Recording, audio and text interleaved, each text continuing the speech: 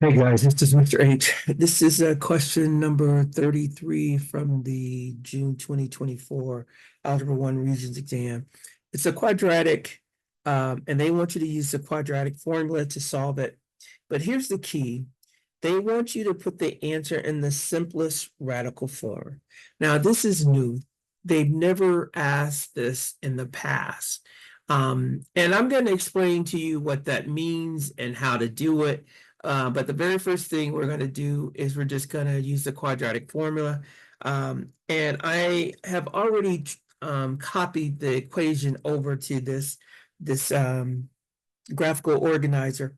And we were using this a lot, and I like this. Remember, all you're going to do is you're going to take the A, B, and C values. So the A value is, let me make this large. The A value is 3. The B value is a -10. The C value is 5.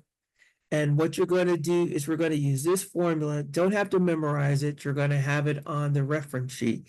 And you're going to, wherever you see those letters, you're going to plug these numbers in. So we're going to put in a -10 here. We're going to put in a -10 here. This will be 3. This will be 5. And this will be 3. Now, what we're going to do is, because they want this in the simplest radical form, the key to doing this problem is you have to pay attention to this part inside the square root. Let me erase this whole thing because I need you guys to understand. Whenever they ask you to simplify it, simplify a radical or leave it in exact form, that means that this b squared minus 4ac part has to be left as a fraction.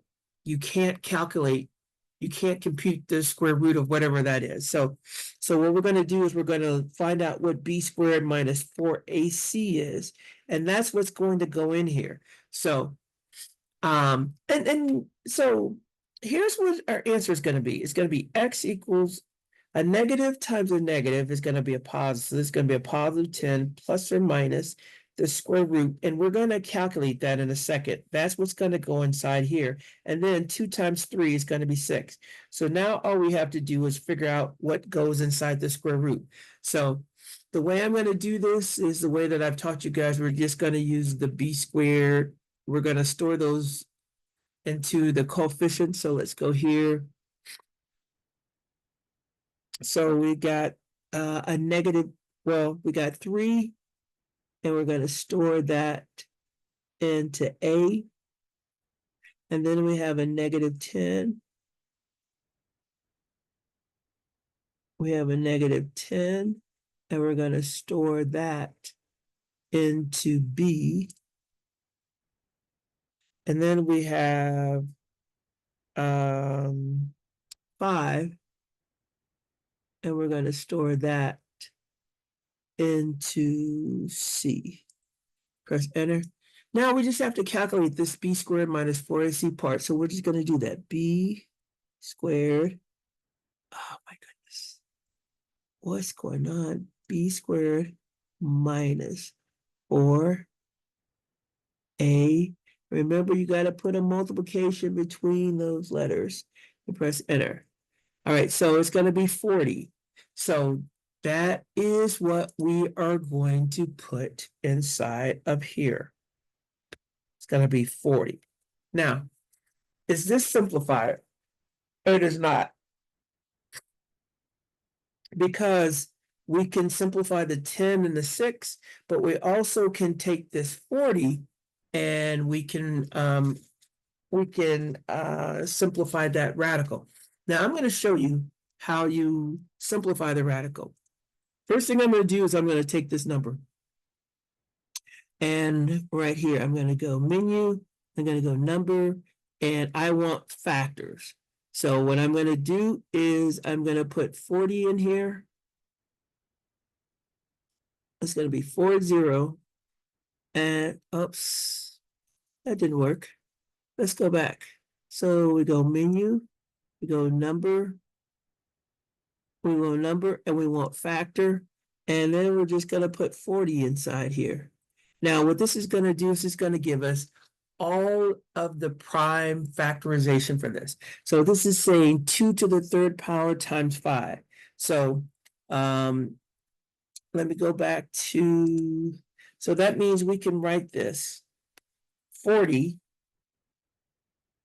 And I'm gonna, 2 to the third is the same thing as 2 times 2 times 2 times 5.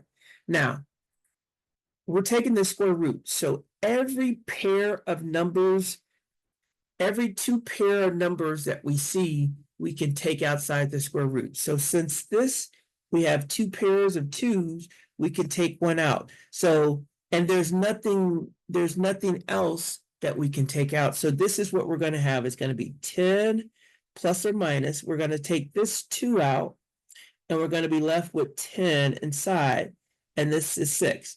Now, this is close, but this can be simplified because remember, when you have a fraction like this, you can write it as 10 over 6 plus or minus 2 over 6 times the square root of 10. Now, and these fractions can be simplified. And if you guys don't know how to simplify them, just put them into the calculator. So if you go 10 divided by 6, you get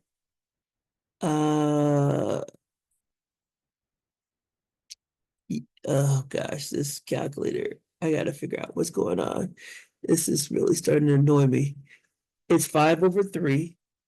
And then if we do 2 over 6, 2 divided by 6, we get 1 over 3. So if we go back and simplify this, our simplified form is going to be 5 over 3 plus or minus 1 over 3 times the square root of 10. Or if you wanted to, you can just write it like this. You write it 5 plus or minus the square root of 10 over 3. These are the same, but these are simplified. Both of these are simplified. You can't simplify those fractions anymore, and we're done. And there's nothing else in here that we can pull out of that square root to simplify it. So this would be the answer. Now, we need some practice simplifying radicals. That's the part that is the new piece that we've got to learn. But let's just go. All right, I'm going to stop and post.